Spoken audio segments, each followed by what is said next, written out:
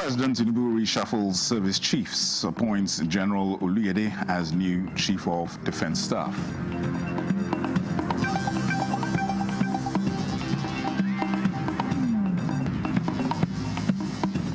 President Tinubu commits to global financial transparency as Financial Action Task Force delists Nigeria from grey list. And court adjourns Nnamdi Kanu's terrorism trial to Monday, 27th October.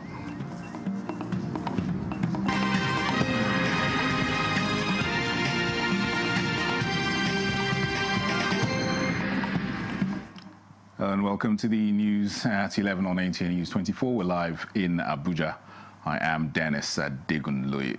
President Bola Tinubu has made changes in the hierarchy of the service chiefs and appointed new ones to further strengthen the national security architecture. Lieutenant General Olufemi Oluyede, Chief of Army Staff, replaces General Christopher Musa as the new Chief of Defense Staff. The new Chief of Army Staff is Major General Wadi Shaibu.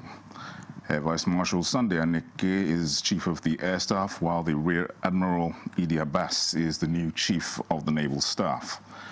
Chief of Defense Intelligence Major General Udiende retains his position. The President charges the newly appointed service chiefs to justify the confidence reposed in them to further enhance the professionalism, vigilance and comradeship that defines the armed forces of Nigeria. All appointments take immediate effect. And in a decisive move to tackle Nigeria's persistent security challenges, President Bola Tinubu has carried out his major shake-up in the nation's military leadership, replacing all service chiefs and the Chief of Defense Staff. These sweeping changes, which also include new appointments for the Army, Navy and Air Force, as well as the Chief of Defense Intelligence, signal the President's resolve to inject fresh strategy and renewed vigor into the fight against terrorism, banditry and other security threats confronting the country. Defense correspondent Olajide Bello reports on the new faces at the helm of the armed forces and their profiles. A new command team is now at the helm of Nigeria's armed forces. We profile the men appointed to lead the nation's military campaigns. First, the new Chief of Defense Staff, Lieutenant General Olufemi Oluyede, a seasoned infantry commander, was commissioned in 1992. His extensive career includes frontline command in Operation Hadinkai in the Northeast and international missions in Liberia and Bakassi. And in a related move, Major General Wadi Shaibu, an armored corps specialist, has been appointed as the new Chief of Army Staff. He is credited with major gains against terrorist groups in the Northeast, known for his disciplined leadership and focus on troop morale. Protecting the nation's vital economic interest at sea is the new Chief of the Naval Staff, Rear Admiral Idi Abbas. He moves up from leading the Central Naval Command, where he oversaw a significant crackdown on illegal oil bunkering, intercepting hundreds of thousands of barrels of stolen crude. In the air, the new Chief of the Air Staff, Air Marshal Sunday Aneke, he is one of the most experienced pilots in the force with over 4,300 flying hours. His most recent role was shaping the next generation of officers as Deputy Commandant of the Nigerian Defense Academy. Meanwhile, the Chief of Defense Intelligence, Major General Emmanuel Udiande, retains his position. The nation now looks to this new team to bring their vast operational experience to bear on Nigeria's complex security challenges. Olajide Bello, NTA News. President Bola Tinubu has welcomed Nigeria's delisting from the Financial Action Task Force grey list. The FATF announced the delisting at its plenary in Paris on Friday. The FATF is the world's foremost standard-setting body for combating money laundering, terrorist financing and proliferation financing. The announcement formally removes Nigeria from the list of jurisdictions under increased monitoring, commonly referred to as the grey list. President Tinubu described this development as a major milestone in Nigeria's journey towards economic reforms, institutional integrity, and global credibility. The decision follows Nigeria's successful and timely completion of its FATF action plan, marking over 2 years of sustained effort, reform, and interagency coordination aimed at strengthening the country's anti-money laundering and counter-financing of terrorism framework. Meanwhile, President of the Financial Action Task Force, FATF, Elisa Dianda Madrazo, has congratulated Nigeria for being removed from the grey list. She said Nigeria has demonstrated strong political will and interagency collaboration in combating financial crimes over the last 2 years under President Bola Tinubu since the country was placed on the grey list. This was the FATF's plenary in Paris, France, and also announced the removal of 3 other African countries, Mozambique, Burkina Faso, and South Africa, from the grey list. She commended Nigeria for implementing government-wide policy reforms, stronger interagency coordination, and cooperation. She stated that the presence of 3 Nigerian ministers at the week-long event demonstrated the country's commitment to combating financial crimes and other illicit flows. The Nigeria Interministerial Committee on Anti-Money Laundering, Countering the Finance of Terrorism, Proliferation Financing, is chaired by the Attorney General of the Federation and Minister of Justice, Prince Lateef Fagbemi SAN, with the Minister of Finance, Wale Edun, and Minister of Interior, Olubunmi Tunji-Ojo, as alternate chairs. In a speech read on behalf of Nigeria, Edun said Nigeria was honored to be allowed to contribute its expertise and experience to the global fight against serious crimes that threatened and shared security and prosperity of the world. In other news, the Federal High Court has granted an adjournment till Monday for Nnamdi Kanu to start calling witnesses in his alleged terrorism trial. Judiciary correspondent Austin Anyebe reports that the adjournment was at the instance of the defendant Nnamdi Kanu, who appears for himself. The trial was slated for Friday for the defendant to open his defense, but at the commencement of proceeding, the defendant told the court that he was unable to receive the case file from his legal team, whom he disengaged, therefore asking for adjournment till Monday, 27th of October 2025. He also urged the court to make an order for the DSS to allow his foreign witnesses coming to Nigeria to access the facility to enable him to meet with them. The prosecution counsel Adegboyega Awomolo, senior advocate of Nigeria, says while he's not opposing the adjournment sought by the defendant, he should be reminded that the 6 days he marked for him to open and conclude his defense started from the 23rd of October 2025. Justice James Omotosho, while granting the adjournment, said that he is surprised that Kanu Agabi, senior advocate of Nigeria, will keep the case file with him, having been excused from the case. He granted the adjournment and ordered the DSS to allow the defendant access to his witnesses, whom he said are coming from different countries to testify. Justice Omotosho said he granted the adjournment in the spirit of fair hearing as enshrined in Section 36 of the Constitution of the Federal Republic of Nigeria, 1999, as amended. From the Federal High Court, Austin Anyebe, NTA News. Corps-Marshal of the Federal Road Safety Corps, Shehu Mohammed, says the Corps will continue to sustain its 24-hour driver's license production across the country, while urging Nigerians yet to get their driver's licenses to go to their centres of application for immediate collection. The Corps-Marshal said this during a visit to the Lagos State Mini Print Farm to reveal activities there. Oyeyemi Ajayi reports. Since the announcement of continuous printing and issuance of driver's licenses by the Federal Road Safety Corps, driver's license collection at the Corps' offices nationwide have experienced an avalanche of people who have come to retrieve the valid documents. A visit to the Lagos State Command of the Corps reveals non-stop activities with continuous attendance to people on a daily basis. Mrs. Moteliola Onofeko is one of those who have come for renewal of her driver's license. She explains her experience at the center, describing it as seamless and very easy. The process is okay, and they give the elderly preference. Just like Mrs. Moteliola, Calvin Chinedu has as well come for his renewal, and he talked about what happened and how long he had stayed. I came this morning and they organized, we even had lecture this morning about the road sign and pattern of driving, but it's okay. And look at now, I'm just about to do my capturing. The Corps Marshal of the Federal Road Safety Corps, Sheikh Mohammed, had directed a 24-hour operation in all driver's license centers with the target of settling all backlogs by continuous production of driver's licenses.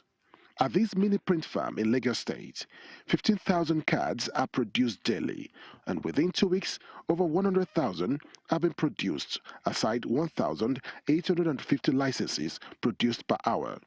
For now, about 51,257 driver's licenses are unclaimed across the 25 centers in the states, a source of concern to the Corps. Production from the input of the machine to the output takes less than 20 seconds for a card to be out. So it means we can produce over 1,800 in 1 hour.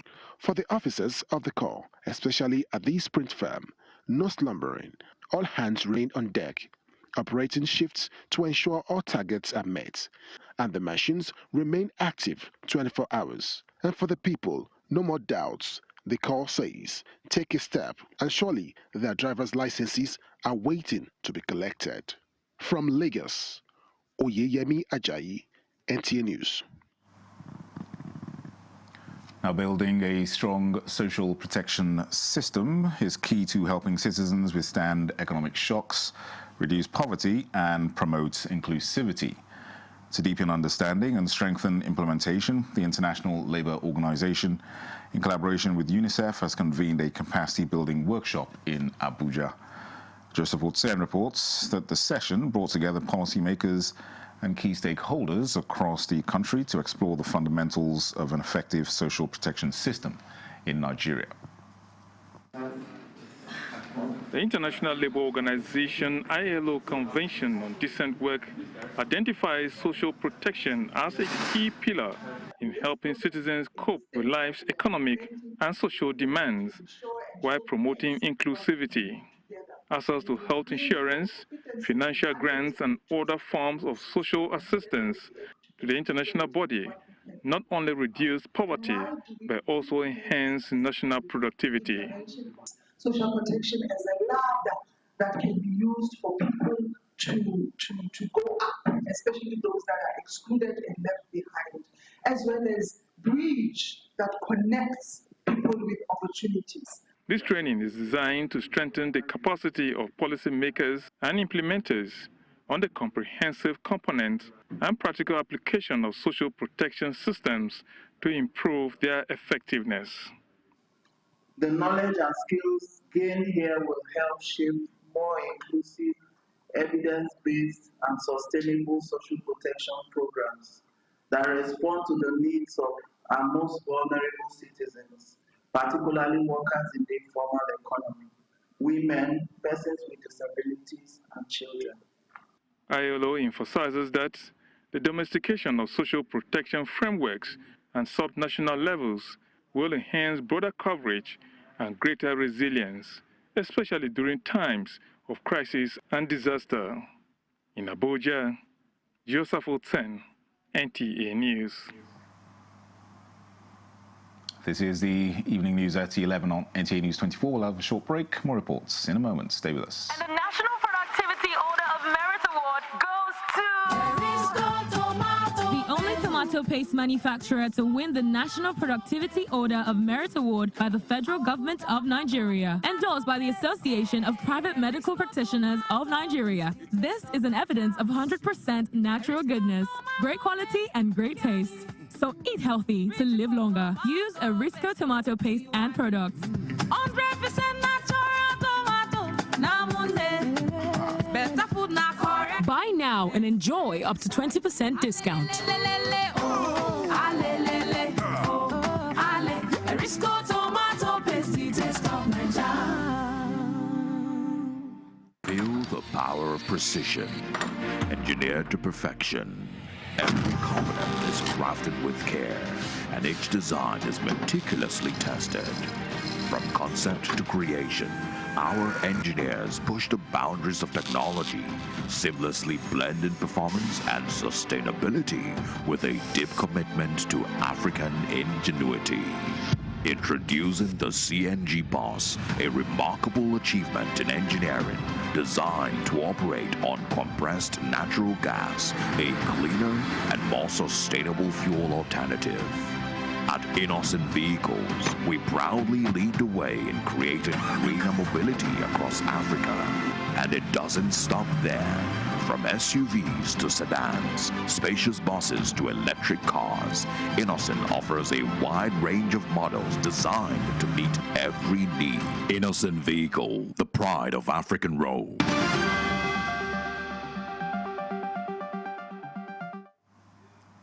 Welcome back. Borno State Governor Babagana Marzulum has called for a comprehensive review of the nation's air safety and defense mechanisms.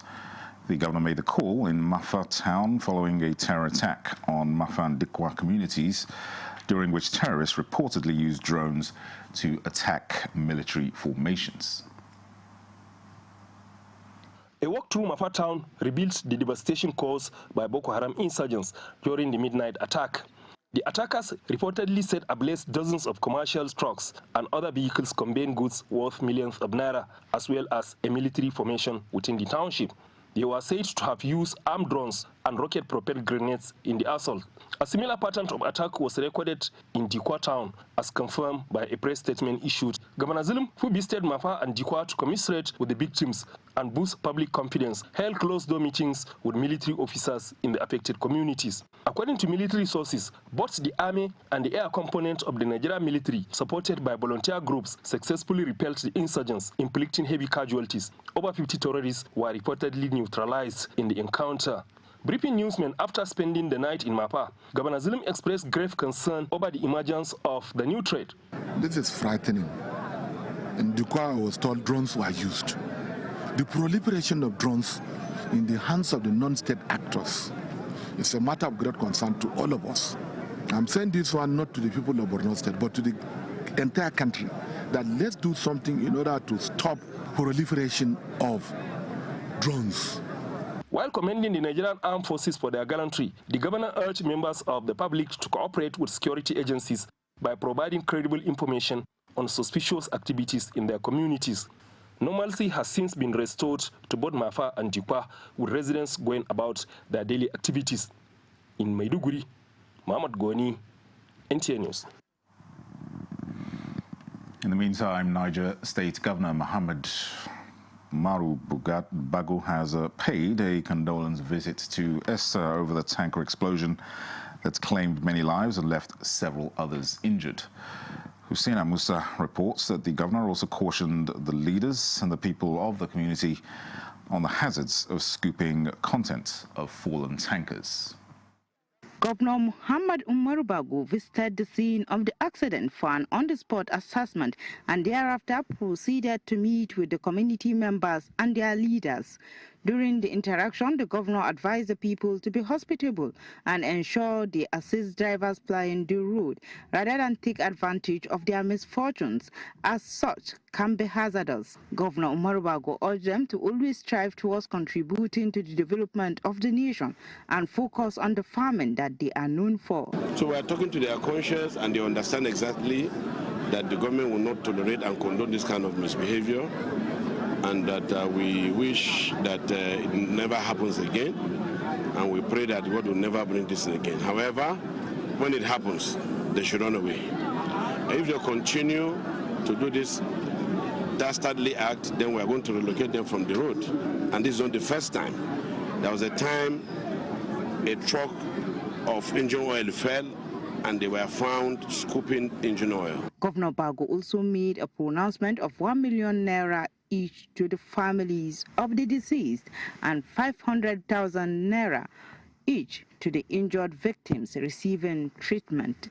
In Mina, Hussein Musa, NTA News. You're watching the news at 11 on NTA News24. Here's a recap of our top stories.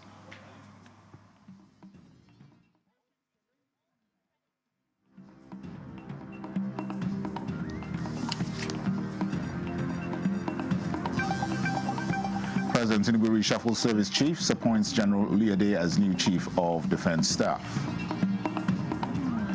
President Tinubu commits to global financial transparency as Financial Action Task Force delists Nigeria from grey list.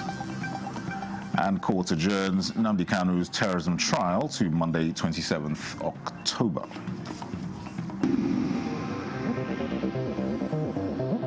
This is NTA News24. Now, on World Polio Day, Nigeria joins the global community to reaffirm commitments to ending polio for good. Thomas Ogbetere reports that Rotary International led a lineup of activities in Abuja to celebrate the progress made so far while rallying everyone to reflect on the critical role science, determination and global cooperation can play to help Nigeria push polio out once and for all. Polio is a crippling and potentially deadly virus that mainly affects children, but thanks to relentless global vaccination campaigns, cases have dropped by more than 99% since 1988. Today, only a few countries like Afghanistan and Pakistan still record cases, showing that the world is on the brink of making polio history. Until Afghanistan and Pakistan are polio-free, every child is still at risk. Any child that has this infection is a risk to every other child in any other country. Will not see vaccination from a religious or from a fundamentalist or traditional perspective. This year's theme, End Polio, Every Child, Every Vaccine, Everywhere, is a powerful call to action. It celebrates the tireless efforts of health workers, volunteers, and community leaders who go the extra mile, often in difficult terrains, to ensure that no child is left behind. The message is simple but profound. Ending polio is about giving every child a fair chance at a healthy future. Take your children to all medical centers, especially mothers also that do have children at home. It's not enough. We can see the way so many of these children are being deformed. It is not something you want to subject even your enemy to. It's not, you won't want your child or anybody you know to be beat down by polio. As the world renews its pledge to end polio once and for all, the message couldn't be clearer. No child is safe until every child is safe. With shared commitment and unity across nations, the world stands on the verge of turning polio into a disease of the past, a lasting symbol of hope, resilience, and human triumph. In Abuja, Thomas Ogbetere, NTA News. German ambassador to Nigeria, Annette Gunther, says the joint Nigeria-German Binational Commission will take place in Berlin in less than 2 weeks. At a media briefing, she said the meeting will address bilateral issues, including regional politics, trade, energy, climate, culture, science and education, among others. Suleiman Abdul Wahab reports that both countries will also mark 65 years of diplomatic relations next week. Ambassador Gunther noted that Nigeria and Germany remain strong partners in their respective continents and play key roles in promoting global security, freedom, and prosperity. Well, key focus areas are the Northeast, the Bay States, Borno, Adamawa, Yobe, and the Northwest with Zamfara, Sokoto, and Katsina, where initiatives such as the reconstruction of schools, health centers, markets, housing, police stations are improving both security and the daily life of the local people. On defense, she said Germany continues to stand by Nigeria in building military capacity and providing humanitarian and development support. Important areas of German-Nigerian cooperation that benefits both sides are sustainable and economic cooperation, digitalization, migration, vocational education, climate and just energy transition, agriculture, health and social protection, as well as other areas like peace building and conflict prevention. Ambassador Annette Gunther noted that Germany consulates in Lagos continue to issue numerous visas for study, family reunification, employment, business, and tourism. On visa and migration, all those common goals and objectives and projects that I mentioned would not work if they were not supported by travel and exchange on all levels between our two countries. She also mentioned Goethe Institute in Lagos for promoting cultural exchange and providing German language classes in Abuja. The Goethe Institute, which is certainly known to you, in Lagos, and our cooperation with Nigerian universities and cultural institutions are growing and prospering more than ever. Ambassador Gunther reaffirmed Germany's commitment to deepening relations with Nigeria and expressed confidence that the upcoming Binational Commission in Berlin will further strengthen cooperation in trade, energy, education, and culture for mutual growth and prosperity. In Abuja, Suleiman Tabu Abdul Wahab, NTA News. And that concludes the news at 11 on NTA News 24. Thank you for watching. I am Dennis Adegunloye.